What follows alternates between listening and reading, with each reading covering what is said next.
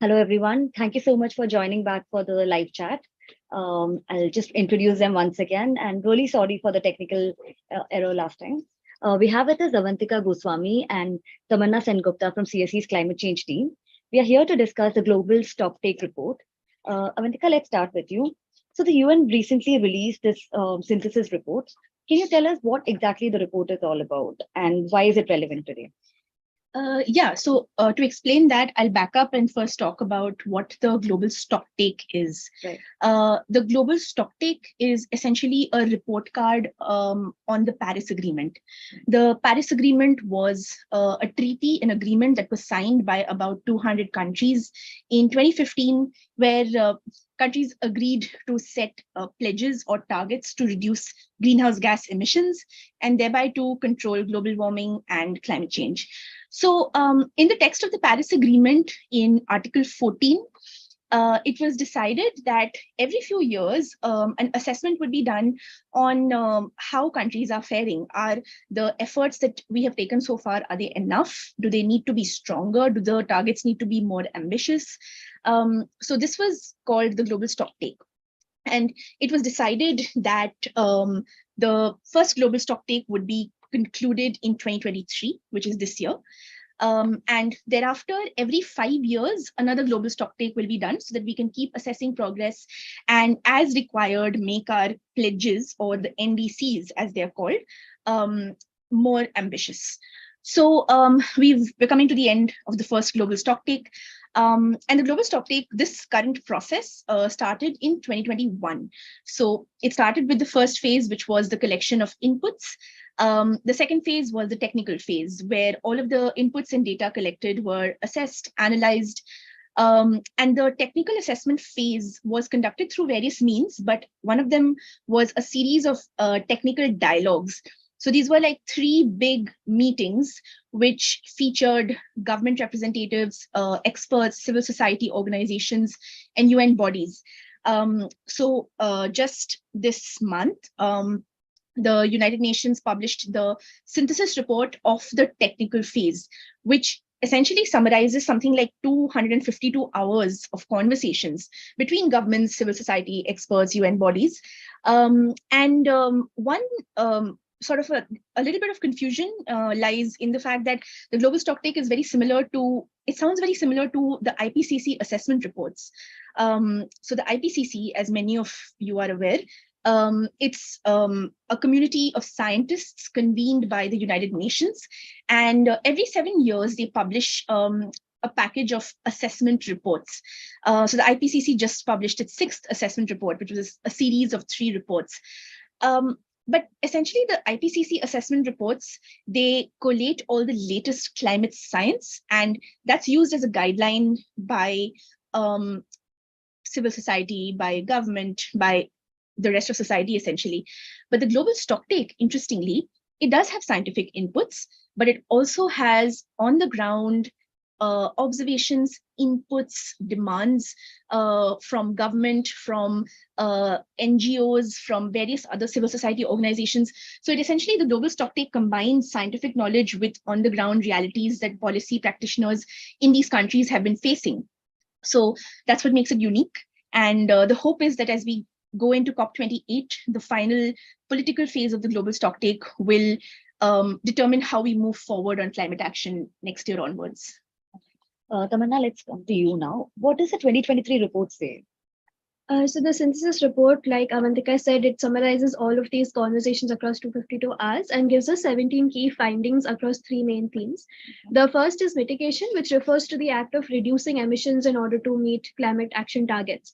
And the report says that there has been increased ambitious emission reduction targets from all countries, which has acted on global climate change. However, the progress is slow and we have a very slow window to course correct on it.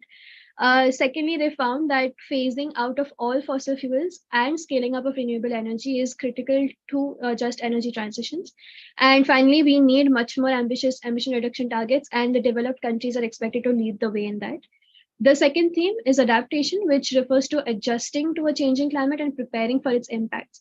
So they found that the climate change impacts have been eroding our development, human development gains. And without adaptation, we might not be able to regain those in the future.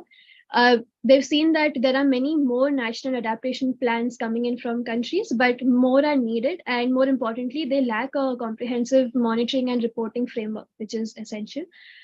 Finally, interestingly, they found that the most adequate and effective adaptation plans are those which are contextual to countries, essentially meaning that they refer to their local communities and their local scenarios when they come up with the plans. Then we have a final theme, which is climate finance. Of course, they've said that we need more rapidly scaled up finance from developed to developing nations, and understanding the fact that the needs of the developing nations are increasing as climate impacts worsen. And they found that they need to refer to debt sustainability, because a lot of developing countries, they struggle to invest in climate action nationally, because they're stuck in debt cycles as climate impacts worsen. So focusing on more grants and concessional funding. Okay.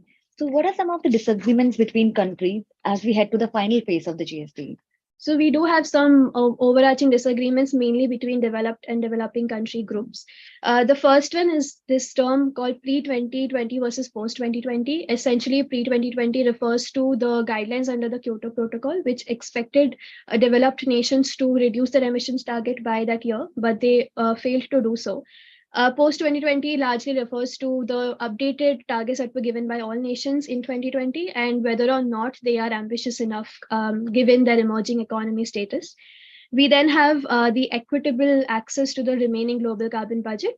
How effective is it in terms of historical emissions released by countries? Loss and damage is still a huge thing. Developing countries mainly, they want it to be a separate section with a separate fund. But even in the technical discussions, we've seen that it's been clubbed under adaptation. So that might be an overarching debate. We then have the request for a standard definition of what climate finance is, and a better framework under Article 2.1c, which refers to the entire international climate finance framework. And finally, we have the like-minded developing countries, which includes India, China, Pakistan, even Egypt, among others. They have been referring to the equitability of the IPCC pathways. So all the pathways, the models that the scientific findings are based on, these countries think that they don't fully take into account the socioeconomic factors of these developing countries, and therefore might not be completely accurate in their predictions. Avantika, final question to you. What do you expect from this report? So I think going into the final phase of the global stocktake, which is the political phase, it's going to be kind of the declaration that countries make once they've assessed, once they've collected inputs, once they've done the huge technical assessments. It'll be a determination of how we move forward after this. And honestly, what we hope is that the global stocktake drives urgency about the fact that the climate crisis is very much here. We need to rapidly decarbonize our economies, and this has to happen equitably. So what we want is, we want stronger mitigation targets to be taken by historical polluter countries. And we want real flows of public money from developed to developing countries flowing for the decarbonization of our power sector, industrial sector, transport, buildings, and so on. So climate finance has been a huge point of contention, essentially, and what assessment after assessment, even within the GST and outside of that, has said that current climate finance is inadequate. It's heavily geared towards loans, which goes to exacerbate the debt crisis in the global south. So we need an urgent recognition of this, and clear, ambitious targets for new money to be put on the table. And finally, the global stocktake needs to really precipitate a commitment from countries to equitably phase out fossil fuels. Just this week, a study was published by Oil Change International, which says that just 5 global north countries, the United States, Canada, Australia, Norway, and the UK, they have the greatest economic means to rapidly phase out oil and gas production, but they are now responsible for a majority, that's 51% of planned expansion from new oil and gas fields through 2050. So coal is the most polluting fossil fuel, but coal has already made its way into UNFCCC documents. At COP26, there was recognition of the need to phase down unabated coal power. Still not ambitious enough, but at least it found mention. But oil and gas definitely needs to find mention, so we need to equitably phase out all fossil fuels. Oil and gas producer countries must be held accountable as an outcome of this GST process.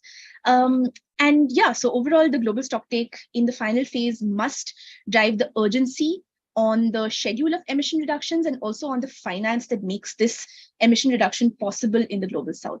Right. Thank you so much, both Avantika and Tamanna. Thank you so much, guys. And we are really sorry about the last video, but really, we are really glad that you are coming back and watching the video again. All right, we'll see you soon. Thank you.